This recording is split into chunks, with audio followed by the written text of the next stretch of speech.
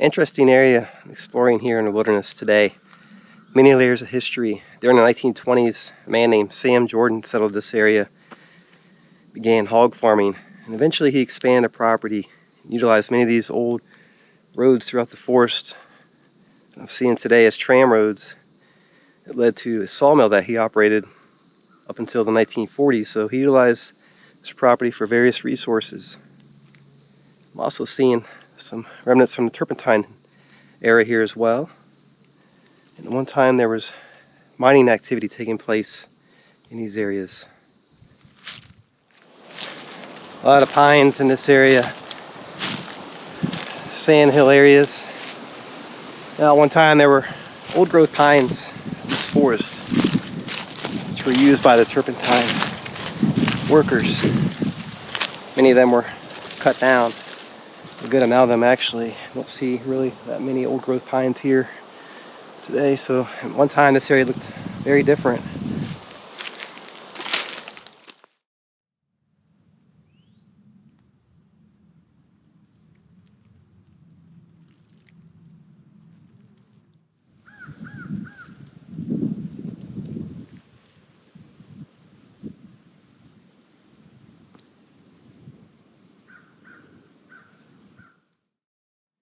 Seeing various hurdy cup fragments around the area here in the woods. It's interesting, these hurdy cups were used during the Turpentine era in this area, and workers would attach these hurdy cups to trees to collect the sap and resin. That was used in the production of making turpentine and various byproducts from that. And it was once Florida's largest industry in the 1800s and into the early 1900s. Its uses included everything from industrial to medicinal.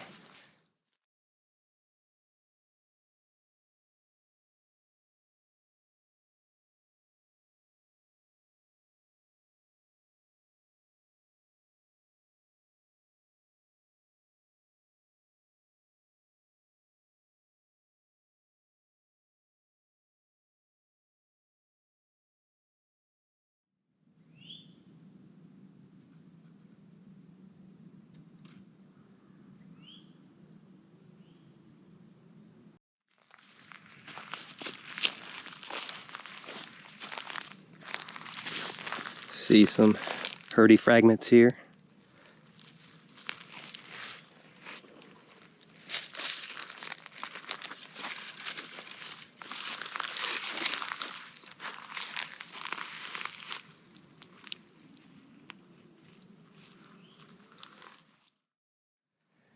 There were several cups out here broken up, and it can be hard to find a hurdy cup intact, but it's really interesting to see the history still here remaining.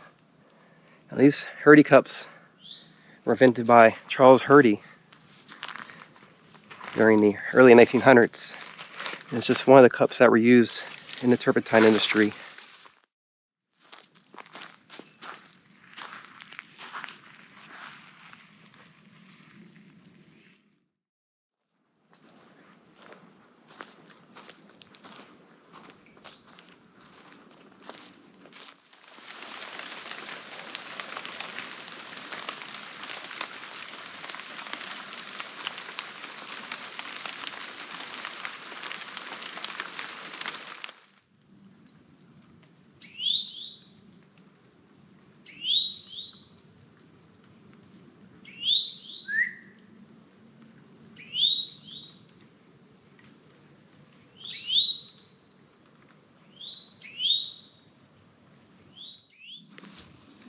Beautiful scenery here in the wilderness.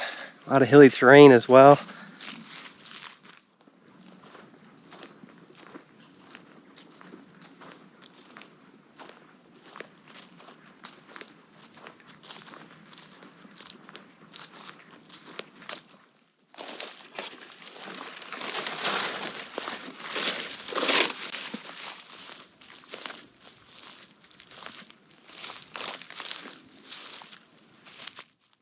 Seeing some creeks and sinkholes throughout the area.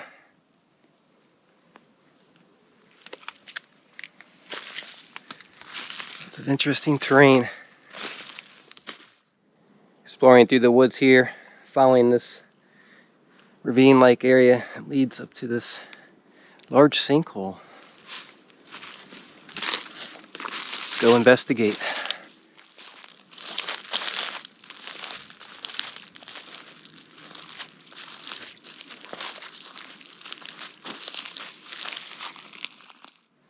Incredible. Exploring this large sinkhole in the middle of the forest. Here at the bottom, filled in with water. Some of these sinkholes can be dried out. This one perhaps reaches into the aquifer.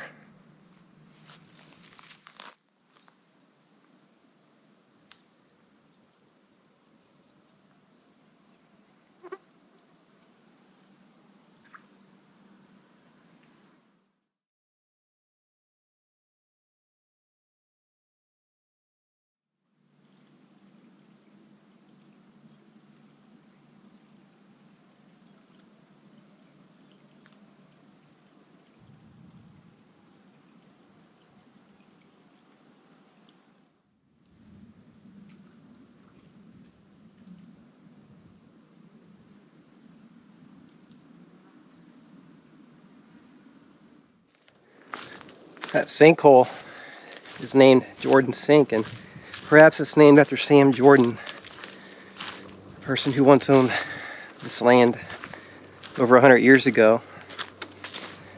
It makes you curious as to what happened to Sam Jordan. He lived here for so long. Is he buried nearby? Did he leave the area? Now, he inhabited this place for at least 20 years. And a sawmill. There's turpentine industry as well. Various mining operations, but some of that may have taken place before he was here. So there's many layers of history to learn about and discover as I'm roaming through this place. Now, the timber industry, very large here. One time, lots of older trees in this area, unfortunately, were cut down and taken to a nearby sawmill. You can see nature is slowly but surely reclaiming the area. Scenic wilderness to walk through today. Now, it's quite possible that this land was leased to the turpentine industry at one time. Oftentimes these early settlers would lease their property to the turpentine industry for extra income, and that's another way to utilize the land they owned. You have to consider as well the turpentine industry. They wanted these trees, pine trees, to last as long as possible. There was a science that went into it to get the most out of these trees and for them to last as long as possible. Trees were treated like crops. And once those resources were used up, oftentimes the logging industry would come in and tear down the trees.